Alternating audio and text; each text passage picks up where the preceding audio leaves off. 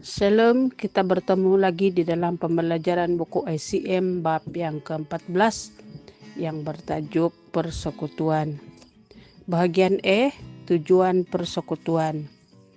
Persekutuan bersama orang-orang Kristen sangatlah penting karena di dalam kesatuan bersama akan terjadi beberapa perkara. Yang pertama, orang percaya dikuatkan dan bertumbuh di dalam Kristus.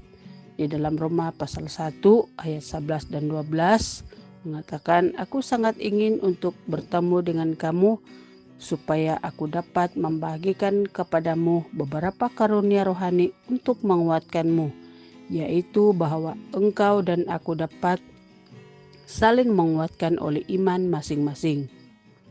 Yang kedua, untuk mengetahui bahwa Yesus diutus oleh Allah. Di dalam Yohanes 17 ayat 22 dan 23. "Aku telah memberikan kepada mereka kemuliaan yang engkau berikan kepadaku, supaya mereka menjadi satu seperti kita adalah satu. Aku di dalam mereka dan engkau di dalamku, supaya mereka menjadi satu dan dunia tahu bahwa engkaulah yang mengutus aku dan mengasihi mereka seperti engkau mengasihi aku."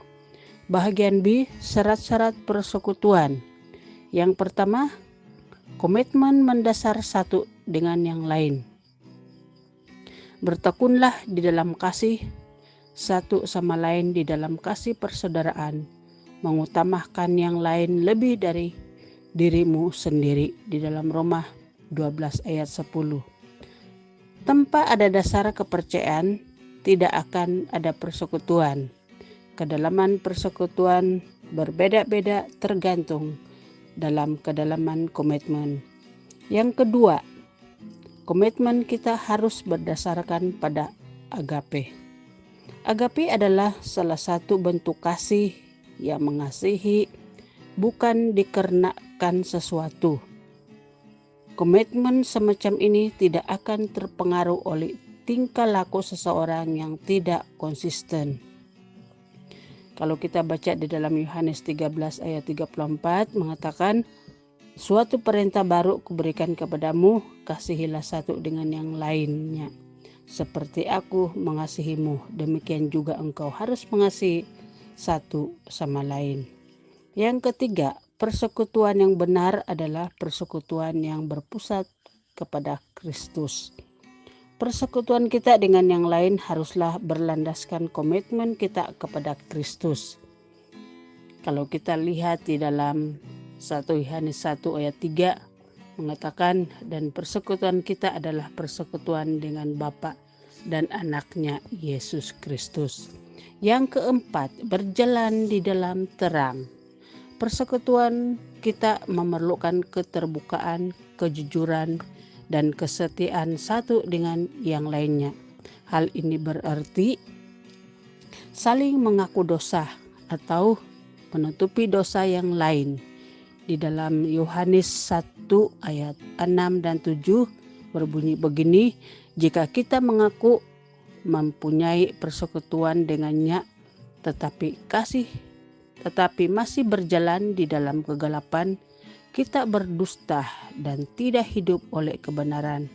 Tetapi jika kita berjalan di dalam terang, seperti Ia yang ada di dalam terang, kita mempunyai persekutuan satu dengan yang lainnya, dan darah Yesus Kristus menyucikan kita dari segala dosa." Taat kepada terang. Perintah-perintah Allah yang telah diberikan baik secara umum dan khusus. Menyingkirkan semua topeng atau penutup palsu. Begitu banyak persekutuan di dunia ini yang sifatnya munafik, berpura-pura dan tidak murni. Kalau kita baca di dalam 1 Petrus 1 ayat 22 mengatakan, "Sekarang engkau telah memurnikan dirimu sendiri dengan mentaati kebenaran, sehingga engkau bisa bersungguh-sungguh mengasihi saudara-saudaramu, mengasihi satu dengan yang lain dengan mendalam dari dalam hati." Yang kelima, sungguh-sungguh tertarik pada keberadaan orang lain. Jangan ada motivasi tersembunyi untuk mendapatkan keuntungan diri sendiri. Keinginan kita seharusnya memberi dan bukannya menerima.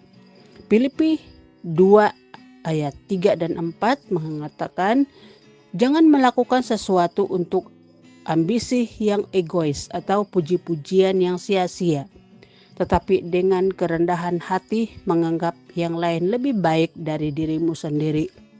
Tiap-tiap orang hendaklah tidak hanya memperhatikan kepentingannya sendiri, tetapi juga kepentingan orang lain. Yang keenam, kemauan untuk menyerahkan diri. Di dalam Yohanes 15 ayat 12 sampai 13, perintahku adalah ini, kasihilah sesamamu seperti aku mengasihimu. Tidak ada kasih yang lebih besar daripada kasih seorang yang menyerahkan hidupnya untuk teman-temannya.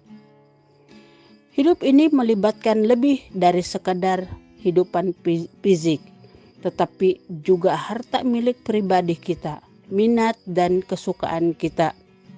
Hal ini juga kemauan untuk membuka diri. Kita hanya mengenal orang sebesar kemauan orang itu untuk membuka dirinya. Bagian C, persekutuan di gereja berarti yang pertama, membagikan segala sesuatu. Ada 3 tingkat perkembangan persekutuan di dalam Kisah Rasul 4 ayat 32. Pertama-tama mereka berasal dari satu hati. Kemudian mereka menjadi satu jiwa. Dan kemudian diikuti fisik di mana kepunyaan mereka adalah kepunyaan bersama. Dalam Kisah Rasul 2 ayat 44 dan 45 mengatakan, semua orang percaya bersatu dan segala kepunyaan mereka adalah kepunyaan bersama. Mereka menjual harta miliknya dan memberikan kepada setiap orang yang memerlukan. Yang kedua, menyerahkan hidup mereka. Di dalam Roma 16 ayat 3 dan 4, salam kepada Priskila dan Aquila, rakan sekerjaku di dalam Yesus Kristus.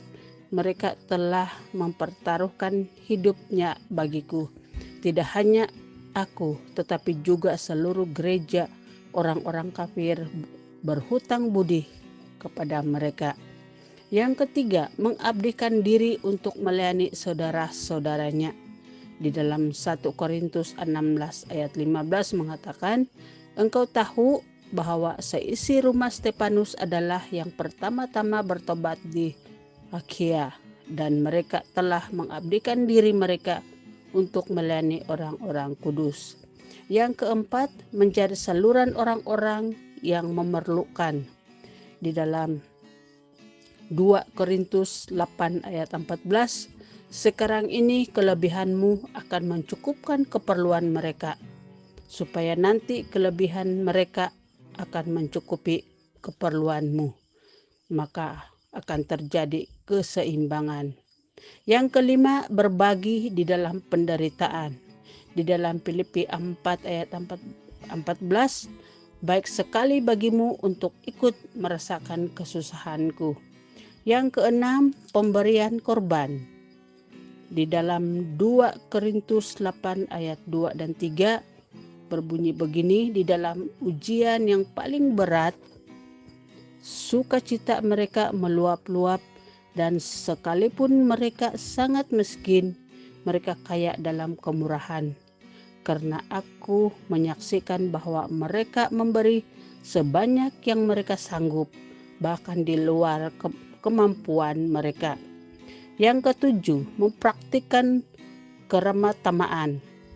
Sobat-sobatku terkasih, engkau telah setia atas apa yang kau lakukan untuk saudara-saudaramu, walaupun mereka orang asing bagimu. Di dalam 3 Yohanes ayat yang kelima. Dan yang ke-8, saling membangun dan menguatkan satu sama lain. di dalam 1 Tesalonika pasal 2 ayat 8, kami sangat mengasihimu sehingga kami senang untuk membagikan kepada kalian tidak hanya Injil Allah, tetapi juga hidup kami, karena kalian telah begitu dekat bagi kami. Bahagian D, akibat-akibat dari persekutuan. Akibat-akibat dari persekutuan di gereja mula-mula adalah, yang pertama, mereka takut akan Tuhan. Dan yang kedua, ada sukacita.